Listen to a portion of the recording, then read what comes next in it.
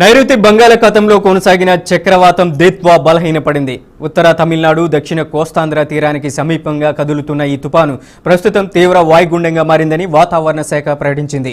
ఈ తీవ్ర వాయుగుండం ఉత్తర దిశగా కదులుతూ పశ్చిమ బంగాళాఖాతంలో కేంద్రీకృతమైంది. చెన్నైకి తూర్పు ఆగ్నేయంగా సుమారు 50 కిలోమీటర్ల దూరంలో, నెల్లూరుకు దక్షిణ ఆగ్నేయంగా 200 కిలోమీటర్ల దూరంలో వాయుగుండం కొనసాగుతుంది. వాతావరణ పరిస్థితులు మారే సూచనలు ఉన్నందున తీర ప్రాంతాల ప్రజలు అప్రమత్తంగా ఉండాలని వాతావరణ శాఖ హెచ్చరికలు జారీ చేసింది. అలాగే తీవ్ర వాయుగుండం ప్రభావంతో ఇవాళ ప్రకాశం, నెల్లూరు, తిరుపతి, కాకినాడ, కోనసీమ, ఉభయ గోదావరి జిల్లాలో భారీ వర్షాలు కురిసే అవకాశం ఉందని ఐఎండీ హెచ్చరికలు జారీ చేసింది. ఇక ఏలూరు, కృష్ణా, ఎన్టీఆర్, గుంటూరు, బాపట్ల, రాయలసీమ జిల్లాలు తేలికపాటి వర్షాలు కురిసే ఛాన్స్ ఉందని పేర్కొంది. ఇక ఇదే అంశానికి సంబంధించి మరింత సమాచారం అందించడానికి మా ప్రతినిధి సుబ్బు ఫోన్ లైన్లో ఉన్నారు. సుబ్బు, వెదర్ రిపోర్టుకు సంబంధించి అప్డేట్స్ ఏంటి? నైరుతి బంగాళాఖాతంలో వాయుగుండం కొనసాగుతూ ఉంది. ఉత్తర తమిళనాడు, దక్షిణ కోస్తాంధ్ర తీరానికి సమీపంలో ఈ వాయుగుండం కదులుతున్నట్టుగా కూడా వాతావరణ శాఖ అధికారులు వెల్లడించారు.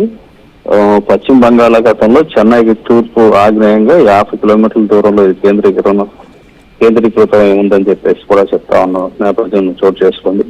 నెల్లూరుకు దక్షిణ ఆగ్నేయంగా 200 కిలోమీటర్ల దూరంలో కొనసాగుతున్న వాయుగుండం కొనసాగుతున్న నేపథ్యంలో తీర ప్రాంతాల ప్రజలు అప్రమత్తంగా ఉండాలని వాతావరణ శాఖ అయితే హెచ్చరికలు అయితే జారీ చేసింది. ఈ నేపథ్యంలో బంగాళాఖాతంలో ఇది బలహీనపడుతున్న నేపథ్యంలో వాయుగుండంగా మారే అవకాశం కూడా ఉందని చెప్పేసి కూడా వాతావరణ శాఖ వెల్లడించడం జరిగింది. దీంతో ఈ కాకినాడ, కోనసీమ, ఉభయ గోదావరి జిల్లాల్లో వర్షాలు పడే అవకాశం ఉందని, నెల్లూరు, ప్రకాశం, తిరుపతిలో ఎక్కువ వర్షాలు పడే అవకాశాలు ఉన్నాయని చెప్పేసి కూడా చెప్పడం జరిగింది. రాయలసీమలో తేలికపాటి వర్షాలు పడతాయని చెప్పేసి కూడా వెల్లడించింది. తీర ప్రాంతాల ప్రజలు కొంచెం అప్రమత్తంగా ఉండాలని చెప్పి మత్స్యకారులు వేట వెళ్ళొద్దని చెప్పేసి కూడా వాతావరణ అధికారులు హెచ్చరికలు జారీ చేయడం జరిగింది. అంతేకాకుండా ముఖ్యంగా రైతులు అప్రమత్తంగా ఉండాలని చెప్పేసి ఆ పంటలన్నింటినీ కూడా జాగ్రత్త చేసుకోవాలని చెప్పేసి కూడా సూచించడం జరిగింది. ఇప్పటికీ చాలా వరకు కోతలన్నీ కూడా పూర్తి అయిపోయిన నేపథ్యంలో ప్రభుత్వం కూడా కొన్ని చోట్ల ఈ టార్పరెన్స్ అనేసి కూడా పంపిణీ చేసింది. ప్రస్తుతం ఈ రోజు, రేపు కూడా దీని ప్రభావం ఎక్కువగా ఉండే అవకాశం ఉందని చెప్పేసి కూడా చెప్పడం జరిగింది. తీర ప్రాంతాల ప్రజలు ముఖ్యంగా వాళ్ళందరినీ కూడా సురక్షిత ప్రాంతాలకు తరలించడం, పునరావాస కేంద్రాలు తరలించడం ఇటువంటి కార్యక్రమాలు ఇప్పటికే అధికారులు చేపట్టారు. కొన్ని చోట్ల కంట్రోల్ రూమ్లు ఏర్పాటు చేసి అక్కడికి అందరినీ కూడా సురక్షిత ప్రాంతాలకు తరలించడం అయితే జరిగిన పరిస్థితి అయితే నెలకొని ఉందని చెప్పొచ్చు. మనోజ్. సుబ్బు, అలాగే ఈ దీత్వా తుఫాన్ నేపథ్యంలో రాయలసీమలో కూడా పలు విద్యా సంస్థలు సెలవులు ప్రకటించారు. మరి ప్రజలను కూడా అధికారులు అప్రమత్తం చేసే అవకాశం ఉందంటారా? ఆల్రెడీ ఇప్పటికే ప్రజలంతా ఆల్రెడీ అలర్ట్ చేశారు. మనకి ముఖ్యంగా చూసుకుంటే రాయలసీమ, తిరుపతి, నెల్లూరు, ప్రకాశం జిల్లాల్లో ఈరోజు ఎక్కువగా వర్షాలు పడే అవకాశం ఉందని వాతావరణ శాఖ హెచ్చరించిన నేపథ్యంలో ముందస్తు చర్యలు కానీ ఆయా జిల్లాల కలెక్టర్లు ఇప్పటికే పాఠశాలలకి, స్కూల్స్ కి సెలవులు ప్రకటించిన నేపథ్యం చోటు చేసుకుంది.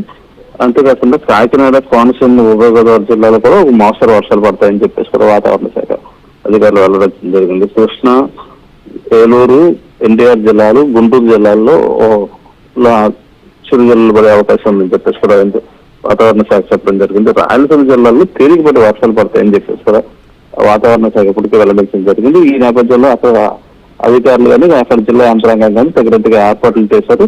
కొన్ని చోట్ల స్కూల్స్ కి, కాలేజెస్ కి అట్లన్నింటికి కూడా సెలవులు ప్రకటించారు. మిగిలిన చోట్ల ఏదైతే తుఫాను ప్రభావిత ప్రాంతాలు ఉన్నాయో అక్కడ సహాయక చర్యలు కానీ, ముందస్తు నివారణ చర్యలు కానీ వాటన్నిటిని చేపట్టారు.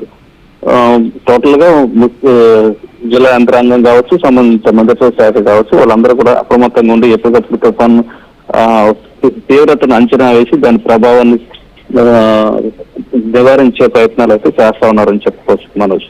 Right Subbu, thank you for the updates.